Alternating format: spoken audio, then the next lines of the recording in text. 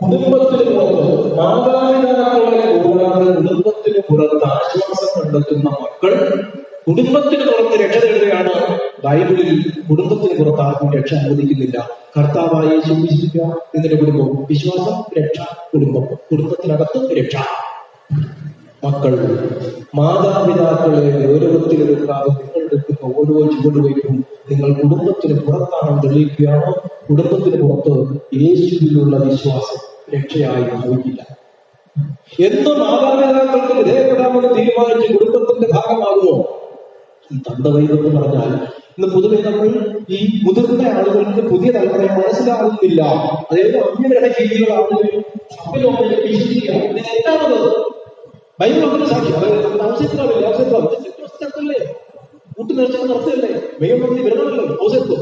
ഈ അവസരത്തിന്റെ മധ്യസ്ഥമുള്ള നിങ്ങളെങ്കിലും വിശ്വസിക്കുക. അതായത് ഈ തന്തവൈദ്യം എന്ന് പറഞ്ഞാൽ എന്തൊക്കെയാണോ പറഞ്ഞതാണ്. തന്തവൈദ്യം എന്ന് പറഞ്ഞാൽ മക്കളെ രക്ഷിക്കാൻ അപ്പന്മാർക്ക് ദൈവം കൊടുക്കുന്ന വെളിച്ചമാണ് തന്തവൈദ്യം. യേശു അപകടപ്പെടാൻ പോവാ. യേശു പിന്നുകുഞ്ഞ. അപ്പൊ ഇത്ര വയസ്സിന് താഴെയുള്ള കുഞ്ഞുങ്ങളെല്ലാം ഹെറോദോസ് തീരുമാനിക്കും. അപ്പോ ഈശോയ്ക്ക് കിട്ടുന്നില്ല, അപ്പന് പിടികിട്ടി. ഈശോയെ രക്ഷിക്കാൻ അപ്പന് ദൈവം കൊടുക്കുന്ന വെളിച്ചമാണ് കൊടുത്തിട്ട് നോക്കൂ. അപ്പോൾ മക്കളെ രക്ഷിക്കാൻ ദൈവം അപ്പനും അമ്മയ്ക്കും ഒക്കെ കൊടുക്കുന്ന ഒരു അറിവുണ്ട്. അതാണ് തത്വം. ഈ തത്വത്തിലൂടെ മക്കൾ രക്ഷപ്പെടുന്നത്. അപ്പോൾ ഉപദേശം എന്നാണ് ഒരു പൊതുവാക്കുന്നത്. മക്കളിൽ ഉപദേശം നമ്മൾ ഏൽക്കുന്നില്ല. പക്ഷെ അറിയില്ല, മാതാപിതാക്കളോട് മാത്രം ലഭിക്കേണ്ട ചില കാര്യങ്ങൾ ദൈവം ഒരുക്കി വെച്ചിട്ടുണ്ട്. അത് ഈ തലമുറയ്ക്ക് മനസ്സിലാവില്ല. പക്ഷെ മാതാപിതാക്കളുടെ ഉപദേശം സ്വീകരിച്ച് മാത്രമേ നിങ്ങൾക്ക് രക്ഷ ദൈവം അനുവദിക്കുന്നുള്ളൂ. അപ്പോൾ നമുക്ക് മനസ്സിലാകുന്നില്ല, ഇവരെന്നെ മനസ്സിലാക്കുന്നില്ല എന്നൊക്കെ പറഞ്ഞ് തള്ളിപ്പറയാമെങ്കിലും അറിയില്ല, സൗഹൃദങ്ങളാണ്. അപ്പോൾ പുറം ലോകത്തെ സൗഹൃദങ്ങൾക്ക് കുറച്ചുകൂടി പുഷ്പളമാണെന്ന് തെറ്റിദ്ധരിക്കുകയാണ്.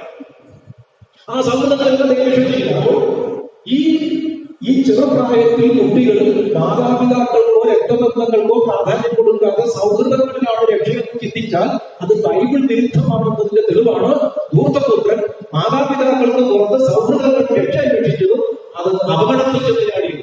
അപ്പൊ ബൈബിൾ രക്ഷിക്കുന്നതാണ്. അതെ മക്കളെ, നിങ്ങളുടെ രക്ഷയ്ക്ക് ദൈവം തരുന്ന നിർദ്ദേശങ്ങൾ മാതാപിതാക്കൾ വഴിയാണ്. അതിന്റെ പേരാണ് നെഗറ്റീവ് അല്ല, പോസിറ്റീവ്.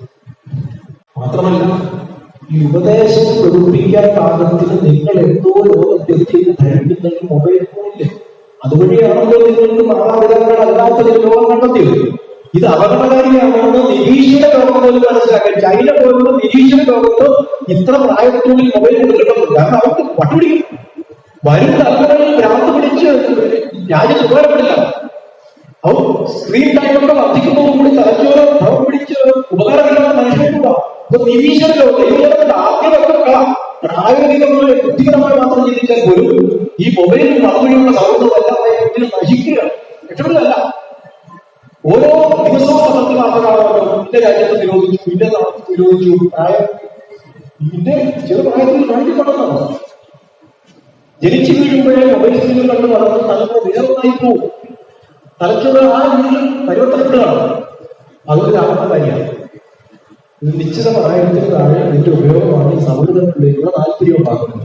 അത് ഗൗരവത്തിലെടുക്കുക. അപ്പോൾ തെറ്റായ തലച്ചോറ് നിങ്ങളിൽ രേഖപ്പെടുത്തിയ ഒന്നാണ് മാതാപിതാക്കളല്ലാതെ നിങ്ങൾക്ക് ആശ്വാസം കിട്ടുന്നത്. തെറ്റായ ഒരു ഡാറ്റയാണ്.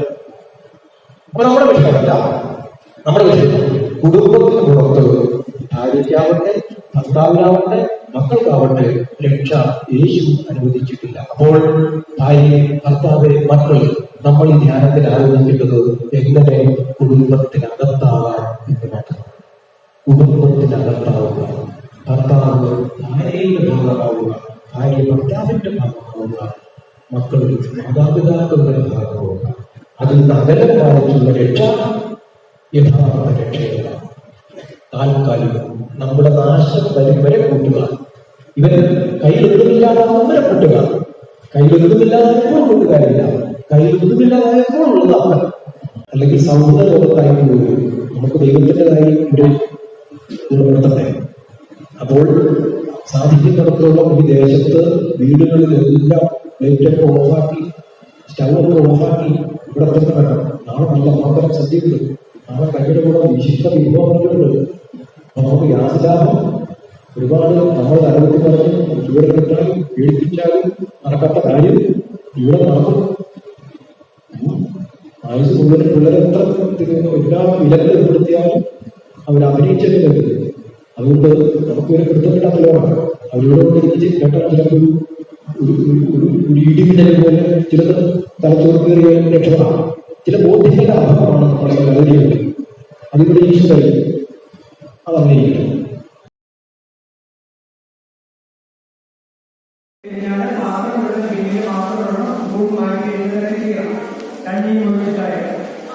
നിങ്ങൾക്ക് തരുന്നത് ഇപ്പോൾ കഞ്ഞിയും തേങ്ങാച്ചമ്മന്തിയും പത്രവും മാത്രമാണ് നമ്മൾ ഈ ഹോളിൽ നിന്ന് നൽകുന്നത്. പുറത്ത് അച്ചാറും സ്വീകരിക്കുന്നതാണ് അതിൽ സ്വീകരിക്കാവുന്നതാണ്.